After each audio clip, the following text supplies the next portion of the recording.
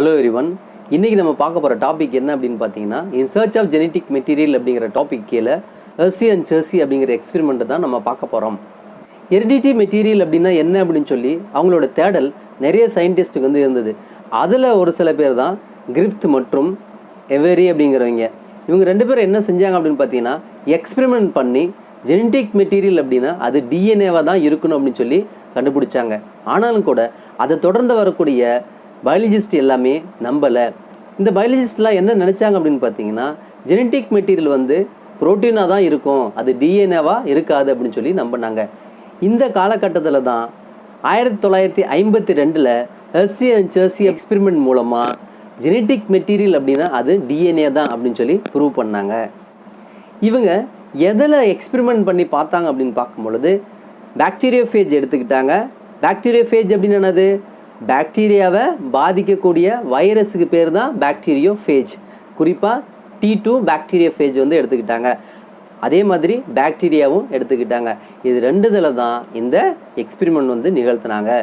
குறிப்பாக இந்த பாக்டீரியோஃபேஜ் அதாவது T2 பாக்டீரியோஃபேஜ் வைரஸ் எந்த ஆர்கனிசத்தில் பாதிப்பு உண்டு பண்ணும் அப்படின்னு பார்த்தீங்கன்னா, பாக்டீரியாவில் தான் பாதிப்பு உண்டு பண்ணும். குறிப்பாக ஈகோலி அப்படின்னு சொல்லுவாங்க. நம்ம இண்டஸ்ட்ரைனில் இருக்கக்கூடிய ஒரு பாக்டீரியா தான் ஈகோலி அப்படின்னு சொல்லுவாங்க. அந்த ஈகோலையை வந்து பாதிக்கும். இந்த பேஜ் வைரஸ் எப்படி இந்த ஈகோலையை வந்து பாதிக்குது அப்படின்னு சொல்லி பார்க்கும் பொழுது, ஈகோலைக்கு மேலே பாக்டீரியோஃபேஜ் வந்து அட்டாச் பண்ணுக்கும். ஃபஸ்ட்டு அட்டாச் பண்ணதுக்கப்புறம் என்ன ஆகும்? அந்த பாக்டீரியோஃபேஜில் இருக்கக்கூடிய சம் மெட்டீரியல் வந்து இன்ஜெக்ட் பண்ணி விடும். எதில்? அந்த பாக்டீரியாவுக்குள்ளே. இப்போ உள்ளே போன அந்த மெட்டீரியல் என்ன வேலை செய்யும் அப்படின்னு பார்த்தீங்கன்னா, பாக்டீரியல் ஜீனோம் கூட இணைந்து பாக்டீரியோஃபேஜுக்கு தேவையான எல்லா காம்பனண்ட்டுமே உள்ளேயே சிந்தசைஸ் பண்ணி அங்கே என்ன உருவாகும் அப்படின்னு பார்த்தீங்கன்னா, நிறைய பாக்டீரியோஃபேஜ் பாக்டீரியாவுக்குள்ளே உருவாகும். பிறகு என்ன ஆகும்? பாக்டீரியாவோட செல்வால் வந்து லைசிஸ் ஆகும், அதாவது உடைக்கப்பட்டு வெளியில் வந்து நிறைய பாக்டீரியோஃபேஜ் வரும். ஸோ இது மாதிரி தான் பாக்டீரியோஃபேஜ் வந்து பாக்டீரியாவை பாதித்து அதுக்குள்ளே அந்த பாக்டீரியோஃபேஜோட அதாவது வைரஸோட இனத்தை நிறையா உருவாக்கி அதன் பிறகு அந்த செல்வாலை பாக்டீரியா செல்வாலை உடச்சிக்கிட்டு வெளியில் வர ஆரம்பிக்கும். ஸோ இது மாதிரி தான் ஈகோலையை வந்து இந்த T2 பாக்டீரியோஃபேஜ் வந்து பாதிக்குது. இங்கே தான் ஹெர்ஷி அண்ட் செர்சி அப்படிங்கிற சயின்டிஸ்ட் என்ன செஞ்சாங்க அப்படின்னு பார்த்தீங்கன்னா, பாக்டீரியாவுக்கு மேலே ஒட்டி இருந்த பாக்டீரியோஃபேஜ் அதாவது வைரஸ் என்ன மெட்டீரியலை பாக்டீரியாவுக்குள்ளே அனுப்புச்சு, அது புரோட்டீனா அல்லது டிஎன்ஏவா அப்படின்னு சொல்லி கண்டுபிடிக்கிறதுக்காக தான் இந்த எக்ஸ்பெரிமெண்ட் வந்து நிகழ்த்தினாங்க. எல்லா விதமான நியூக்ளிக் ஆசிட்லையும் என்ன இருக்கும் அப்படின்னு பார்த்தீங்கன்னா, பாஸ்பரஸ் வந்து இருக்கும். அதே மாதிரி எல்லா விதமான புரோட்டீன்லையும் என்ன இருக்குது அப்படின்னு பார்த்தீங்கன்னா, சல்ஃபர் வந்து இருக்கும். இதனால் இந்த ஹெர்ஷி அண்ட் செர்சி அப்படிங்கிறவங்க ரெண்டு விதமான ஐசோடோப்ஸ் வந்து இந்த எக்ஸ்பெரிமெண்ட்டில் பயன்படுத்தினாங்க. அது என்ன ரெண்டு விதமான ஐசோடோப்ஸ் அப்படின்னு பார்த்தீங்கன்னா, சல்ஃபர் 35 அப்படிங்கக்கூடிய ஐசோடோப்ஸ் ஒன்று, அதே மாதிரி பாஸ்பரஸ் 32 அப்படிங்கிற ரெண்டு விதமான ஐசோடோப்ஸ் வந்து இந்த எக்ஸ்பெரிமெண்ட்டில் பயன்படுத்தினாங்க. இந்த ஐசோடோப்ஸ் என்ன வேலை செய்யும் அப்படின்னு பார்த்தீங்கன்னா, பாஸ்பரஸ் ஐசோடோப்ஸ் வந்து டிஎன்ஏ கூட பைண்ட் பண்ணி அதாவது நியூக்ளிக் ஆசிடில் பைண்ட் பண்ணி நியூக்ளிக் ஆசிடை மட்டும் தனியாக காட்டும் நமக்கு. அதே மாதிரி சல்ஃபர் ஐசோடோப்ஸ் என்ன வேலை செய்யும் அப்படின்னு பார்த்தீங்கன்னா, புரோட்டீனில் பைண்ட் ஆகி புரோட்டீனை மட்டும் தனியாக நமக்கு காட்டும். ஸோ இதன் அடிப்படையில் நம்ம ஜெனட்டிக் மெட்டீரியல் இந்த பாக்டீரியாவுக்குள்ளே எது என்டர் ஆகுது, புரோட்டீனா அல்லது டிஎன்ஏவா அப்படின்னு சொல்லி ஈஸியாக கண்டுபிடிக்க முடியும். அப்படிங்கிறதுனால தான் இவங்க ரெண்டு விதமான ரேடியோ ஆக்டிவ் ஐசோடோப்ஸ் வந்து பயன்படுத்தினாங்க. இவங்க ரெண்டு விதமான கல்ச்சர் மீடியம் வந்து எடுத்துக்கிட்டாங்க. அந்த ரெண்டு கல்ச்சர் மீடியத்திலையும் பாக்டீரியோஃபேஜ் வந்து இன்ட்ரடியூஸ் பண்ணாங்க. ஃபர்ஸ்ட்டில் இருக்கக்கூடிய கல்ச்சர் மீடியத்தில் என்ன இருக்குது அப்படின்னு பார்த்தீங்கன்னா, ரேடியோ ஆக்டிவ் ஐசோடோப்ஸ் இருக்குது. அதுவும் ரேடியோ ஆக்டிவ் ஐசோடோப்ஸ் சல்ஃபர் 35 வந்து இருக்குது. ரெண்டாவதாக இருக்கக்கூடிய கல்ச்சர் மீடியத்தில் என்ன இருக்குது அப்படின்னு பார்த்தீங்கன்னா, ரேடியோ ஆக்டிவ் ஐசோடோப்ஸ் பாஸ்பரஸ் 32 வந்து இருக்குது.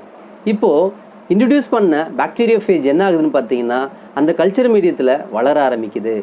எந்த கல்ச்சர் மீடியத்தில் ரேடியோ ஆக்டிவ் ஐசோடோப்ஸ் சல்ஃபர் 35 இருக்கோ அந்த கல்ச்சர் மீடியத்தில் இன்ட்ரடியூஸ் பண்ண பாக்டீரியோஃபேஜ் என்ன செய்யுது அப்படின்னு பார்த்தீங்கன்னா, இந்த ரேடியோ ஆக்டிவ் ஐசோடோப்ஸை அப்சர்வ் பண்ணி அதில் எந்தெந்த பகுதியெல்லாம் ப்ரோட்டீன்ஸ் இருக்கோ அது கூட பைண்ட் பண்ணிக்குது. இப்போது ப்ரோட்டீன்ஸ் மட்டும் தனியாக தெரியும்.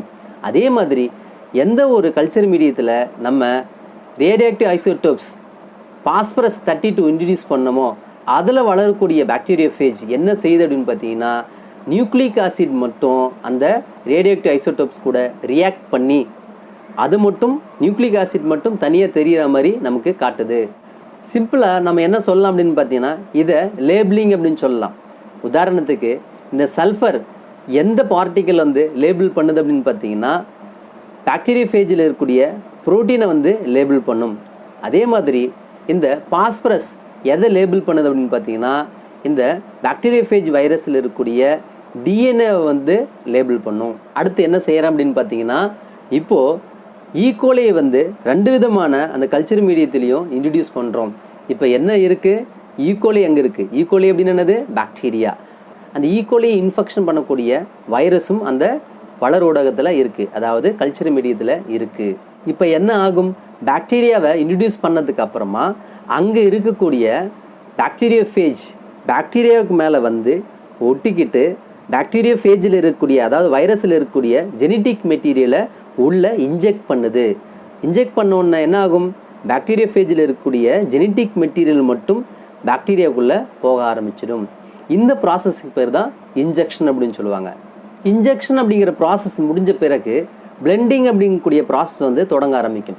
பிளெண்டிங் அப்படின்னு என்னது, உள்ள இன்ஜெக்ட் ஆன ஜெனட்டிக் மெட்டீரியல் பாக்டீரியாவோட ஜீனோம் கூட மிக்ஸ் ஆகும், பைண்ட் ஆகும். அந்த ப்ராசஸ்க்கு பேர் தான் பிளெண்டிங் அப்படின்னு சொல்லுவாங்க.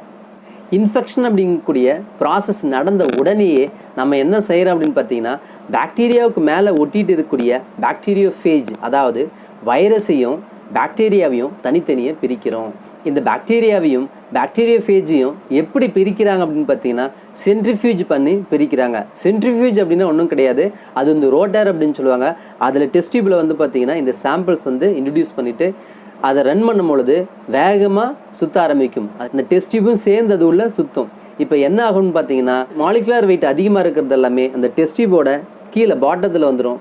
மாலிகுலர் வெயிட் கம்மியாக இருக்கக்கூடியது எல்லாமே அந்த மேலே வந்து டெஸ்ட் டியூபோட மேலே வந்து நிற்கும். ஸோ இதுதான் சென்ட்ரிஃபியூஜ் அப்படிங்கக்கூடிய ப்ராசஸ். இந்த சென்ட்ரிஃபியூஜ் பண்ணதில் 2 விதமான சாம்பிள் வச்சு நம்ம ரன் பண்ணியிருக்கோம். என்னென்ன அப்படின்னு பார்த்தீங்கன்னா ஏற்கனவே பார்த்துருக்கோம் 2 விதமான கல்ச்சர் மீடியம் நம்ம வந்து பயன்படுத்தியிருக்கோம் அப்படின்னு சொல்லி. ஒரு கல்ச்சர் மீடியத்தில் ஏற்கனவே நம்ம என்ன இன்ட்ரடியூஸ் பண்ணியிருக்கோம் அப்படின்னு பார்த்தீங்கன்னா ரேடியோஆக்டிவ் ஐசோடோப்ஸ் 35 சல்ஃபர் வந்து இன்ட்ரடியூஸ் பண்ணியிருக்கோம். அதை எதை மட்டும் தான் மார்க் பண்ணோம், பாக்டீரியோஃபேஜில் இருக்கக்கூடிய புரோட்டீனை மட்டும் லேபிள் பண்ணோம் அல்லது மார்க் பண்ணோம் அப்படின்னு சொல்லலாம். அது ஒரு சாம்பிள். அதே மாதிரி இன்னொரு சாம்பிளில் பார்த்தீங்கன்னா ரேடியோஆக்டிவ் ஐசோடோப்ஸ் பாஸ்பரஸ் 32 இருக்கக்கூடிய அந்த சாம்பிள் வந்து நம்ம வச்சுருக்கோம்.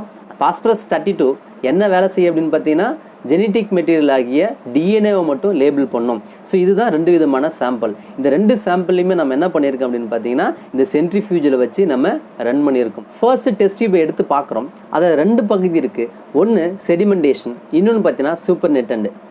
இதில் ரேடியோஆக்டிவ் ஐசோடோப்ஸ் எதை நம்ம கொடுத்துருக்கோம் அப்படின்னு பார்த்தீங்கன்னா புரோட்டீனுக்கு உண்டான ரேடியோஆக்டிவ் ஐசோடோப்ஸ் தான் நம்ம கொடுத்துருக்கோம். அது என்ன அப்படின்னு பார்த்தீங்கன்னா சல்ஃபர் 35. இது செடிமெண்டேஷன் இருக்கக்கூடிய பகுதியில் காணப்படுதா அல்லது சூப்பர் நெட்டண்ட் அப்படிங்கிற பகுதியில் காணப்படுதா அப்படின்னு பார்த்தீங்கன்னா சூப்பர் நெட்டண்ட் அப்படிங்கிற பகுதியில் தான் காணப்படுது. அப்போது புரோட்டீனோட மாலிகுலர் வெயிட் பார்த்தீங்கன்னா கம்மியாக இருக்கும், அதனால தான் மிதக்குது. அதான் என்ன சொல்கிறாங்க, சூப்பர் நெட்டண்ட் அப்படின்னு சொல்கிறாங்க. அந்த இடத்துல தான் அந்த வைரஸ் பார்ட்டிகல் அப்படின்னு சொல்லுவோம் பார்த்தீங்களா, பாக்டீரியோஃபேஜோட வைரல் பார்ட்டிகல் அதாவது ரேடியோஆக்டிவ் ஐசோடோப்ஸ் 35 சல்ஃபர் வந்து காணப்படுது. அதே மாதிரி கீழே இருக்கக்கூடிய பகுதியில் செடிமெண்டேஷன் நடக்கக்கூடிய பகுதியில் ரேடியோஆக்டிவ் ஐசோடோப்ஸ் வந்து காணப்படலை. அப்போ அங்கே என்ன இருக்குது அப்படின்னு பார்த்தீங்கன்னா பாக்டீரியல் செல் வந்து காணப்படுது.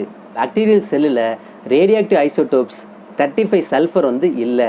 அப்போது பாக்டீரியல் செல்லுக்குள்ளே என்ன இல்லை, பேஜ் வைரஸுக்கான புரோட்டீன் வந்து இல்லை அப்படிங்கிறது நம்மளால் ப்ரூவ் பண்ண முடியுது. இப்போது சாம்பிள் 2 வந்து எடுக்கிறோம்.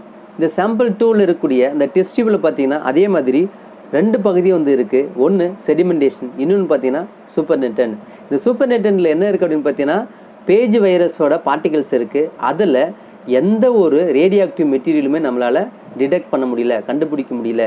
அந்த ரேடியோஆக்டிவ் மெட்டீரியல் எதுக்கு உண்டானது, டிஎன்ஏவை லேபிள் பண்ணக்கூடிய ரேடியோஆக்டிவ் மெட்டீரியல். அப்போ மேலே இருக்கக்கூடிய பேஜ் வைரஸ் அதில் இருக்கக்கூடிய பார்ட்டிகல்ஸில் எதுலையுமே டிஎன்ஏ பார்ட்டிகல்ஸ் இல்லை அப்படிங்கிறது நம்மளால் கண்டுபிடிக்க முடியுது. சரி, அப்போ அந்த டிஎன்ஏ பார்ட்டிகல் எங்கே தான் இருக்குது அப்படின்னு பார்த்தீங்கன்னா அந்த டெஸ்ட் டியூபோட கீழே இருக்கக்கூடிய அந்த பாக்டீரியா செல் அப்படின்னு சொல்லுவாங்க, அதுக்குள்ளே பார்த்தீங்கன்னா ரேடியோஆக்டிவ் மெட்டீரியல் வந்து டிடெக்ட் பண்ண முடியுது.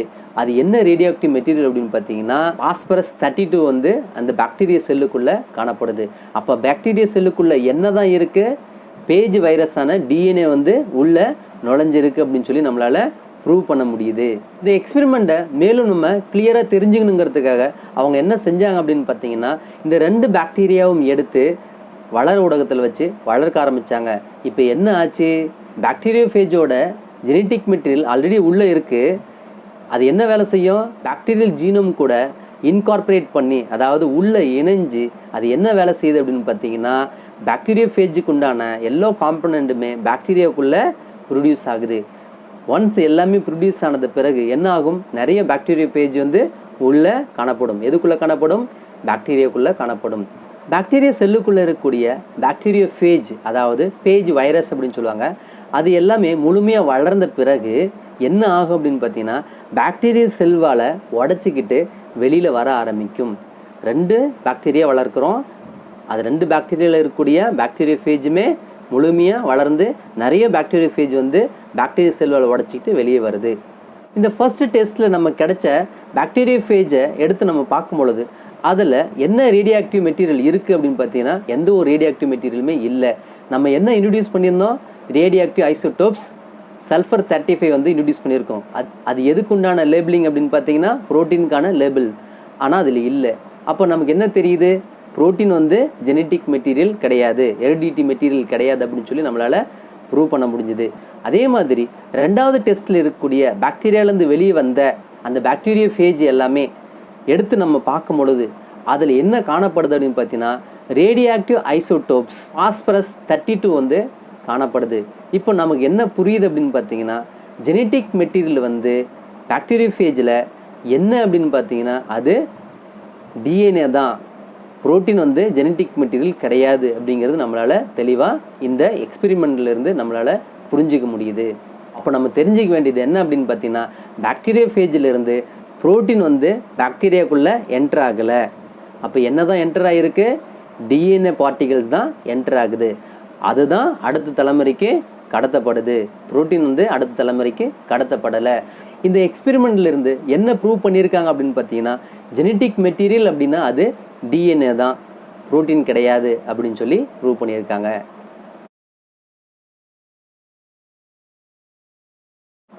தேங்க்யூ.